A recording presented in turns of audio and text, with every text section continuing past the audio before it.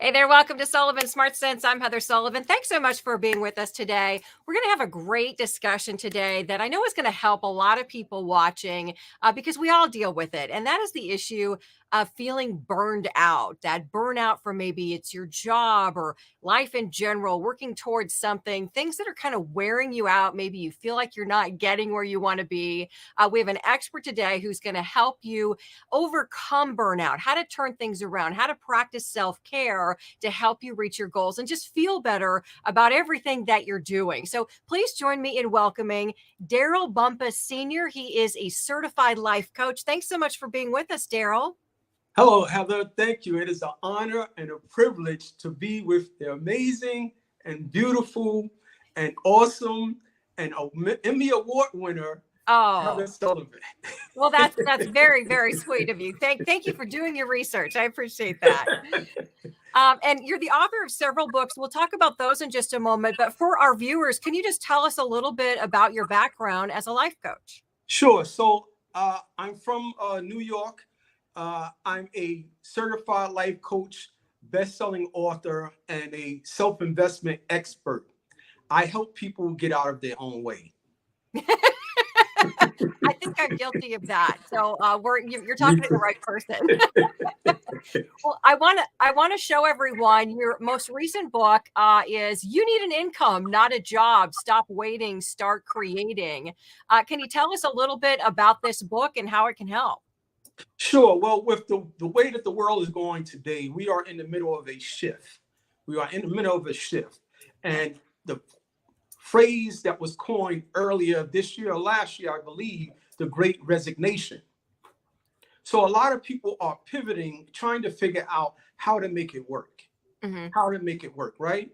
So I came up with the book, You Need an Income, Not a Job. Stop waiting and start creating. Stop waiting for someone else to create your destiny. I once read someone that says, if you don't build your own dream, someone will hire you to build yours, right? So I recommend to others that to start looking into maybe creating multiple streams of income, passive income, such as real estate, investing into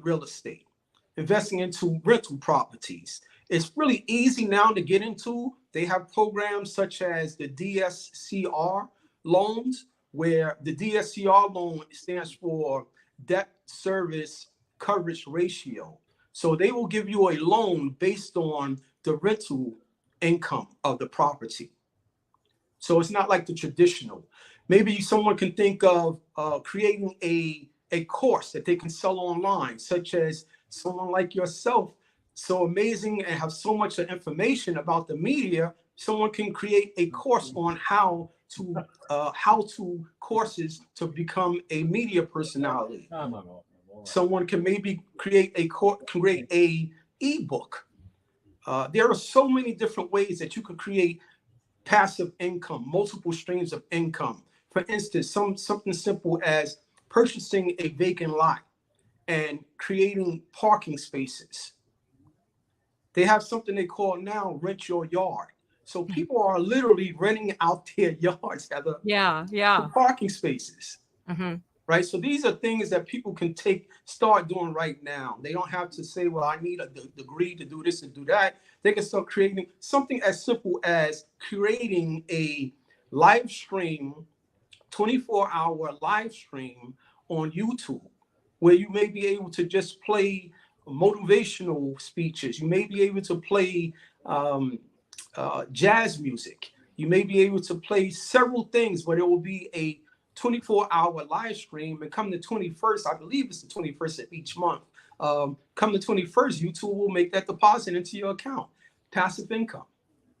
Yeah, there's a lot of things I know people are exploring, trying to really to make ends meet these days with inflation being so high. Let's talk a little bit about burnout because we kept hearing that word a lot during the pandemic because we know people were working from home and it meant that they were working longer hours because you were kind of always just there and available. And now, people are more so back in the office and feeling burnout from that. So first, one of the things that you guys have talked about is that burnout really affects not just your job, but it can really affect all the aspects of your life. Can you kind of talk about that? Indeed, indeed. So this is a topic that's near and dear to me, Heather. While working my day job, I was on the journey to create my own company, right? And when we talk about burnout, burnout doesn't just consist for your personal life, but your professional life, but also it includes your personal life. So while creating on this journey and while creating this business, I woke up one morning and I looked in the mirror, and the left side of my face was paralyzed. You're kidding. Yes, and it still is. Wow. That's why I have this great smile now. It is a great smile. Thank you. So the left side of my face was paralyzed. I thought I was dying, Heather. I thought I was having a stroke. So I went to several doctors and they diagnosed me with Bell palsy. So the Bell palsy came from my belief is being burnt out, being stressed out. So a lot of times it's hard for us to commit to something when we don't have a destination, when we don't have a plan. I believe it's Benjamin Franklin that said, if you fail to plan, you plan to fail. So the reason why I had this paralyzed face, this Bell palsy, is because I failed to plan. So I would like to share some tips with your viewers on how we can overcome, recover from being burnt out, how we can minimize our being burnt out, and how we can try to maybe possibly eliminate our being burnt out. So first thing I would like to say is the first tip, have a plan. Have a plan, have a timeline, and have a destination. Have a destination. Martin Luther King Jr. says, faith is taking the first step, even if you don't see the whole staircase. So take the first step with your plan. Trust the process in your plan. Even if you don't see the whole staircase, trust the process. A lot of times we become burnt out because we are so frustrated with the process. Be patient. Be patient with yourself. Be patient with the process. Yeah, I couldn't agree with you more, because when I feel burnout, I realize it's because I'm just kind of, the hamster in the wheel, and you have to have a focus of where you're trying to go, and that can kind of help you realize what it is that you're working towards. Well, those are two great segues. One, the hamster wheel, right? So I've learned that grinding is activity, focus is productivity. Grinding is that hamster, just staying busy, just moving, but not going anywhere. Focus is productivity. Focus, once you're focused, you begin to see things manifest for you, right?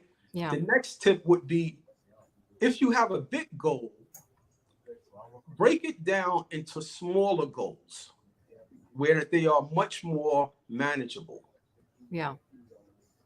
Right? Again, one of the things, I believe the hardest thing for most people to say is, three hardest things is, I'm sorry, I love you, and the most important that's going to help with the burnout, I need help.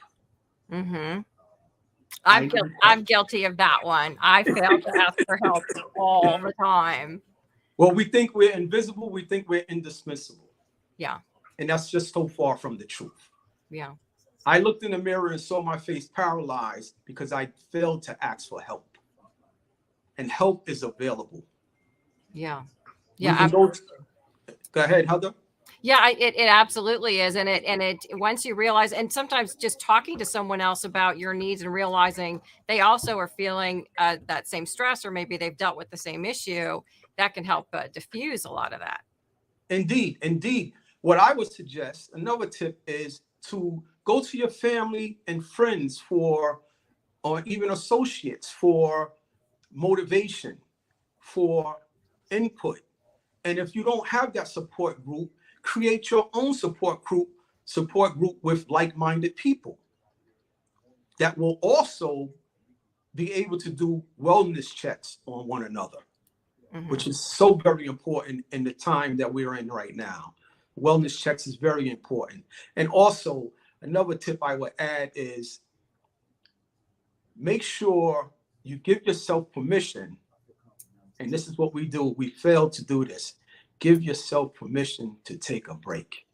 Yes. Yeah. And one of the good things I think the pandemic taught me was because I would feel kind of isolated, working, I would go outside, just take a little short walk. And I realized that it actually resets your brain to take that break, step away from what you're doing, see and think about something else. Even for a few minutes, it refreshes your brain. Yes. You spend time around family and friends. Spend time around your pet. I always like to go on walks with my dog, my English bulldog Dutch, right? Yeah. He reboots me, right? If you have a cat. Yes, I do. I know you do.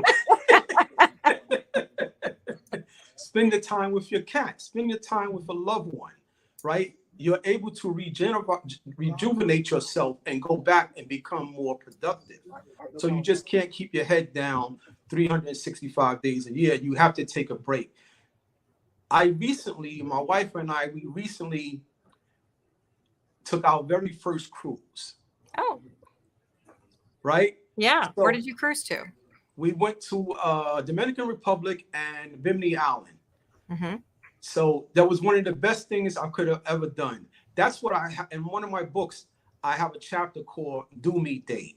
So when I ask people recommend people to take and give themselves permission to take a break, have a Do Me Day, right? A Do Me Day is maybe going on a cruise, or maybe just relaxing and listening to some music. But you have to step away from the everyday struggle. And also get off the struggle bus, everyone.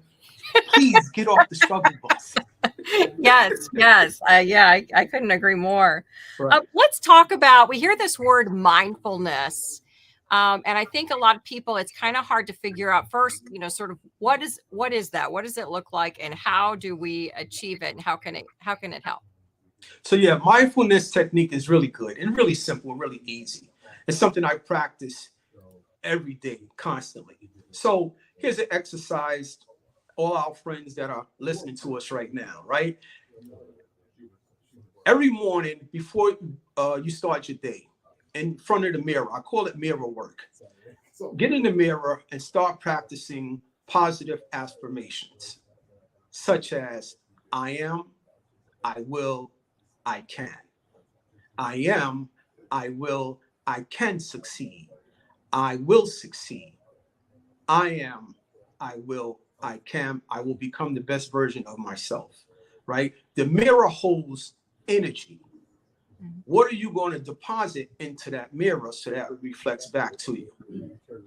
So it's positive affirmations and mirror work. And also, when that internal negative chatter begins to creep into your mind, tries to take up real estate, another great tip is to replace that with positive scripts.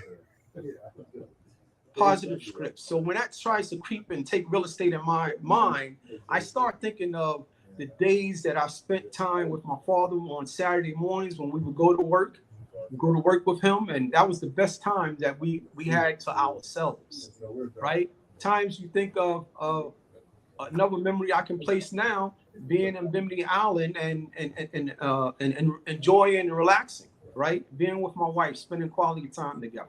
Mm-hmm. Investing in myself.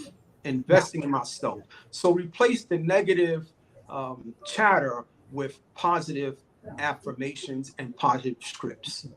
I like that.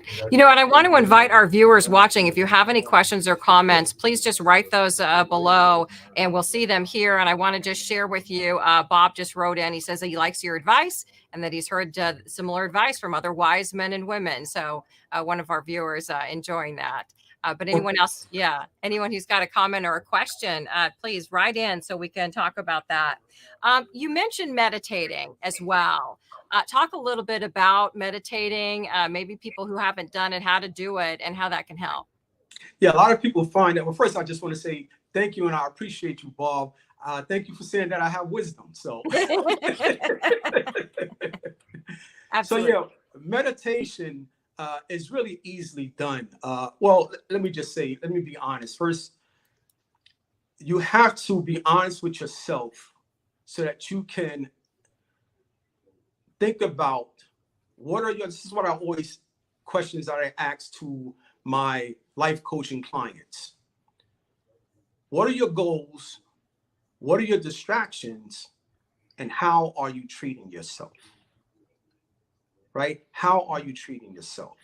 Mm-hmm. So in order for you to reach your goals, you have to eliminate your distractions. How do we eliminate our distractions? One of the tools that you spoke of is meditation. So just take some time, find a quiet place. You can do it in your car, which I prefer you not to, but find some time in your home or in a quiet place. Most people say, I don't have the time, Darryl. I don't have the time, Heather. Well, let me just say this. Warren Buffett said, the best investment you can make is investing in yourself. You mean to tell me you can't create time to invest in yourself? Meditation? So find a quiet room, a quiet place. Even before you get out of bed and grab that phone that's on the nightstand, that's going to create the stress in your life. Lay there in a quiet space and just try to think of nothing.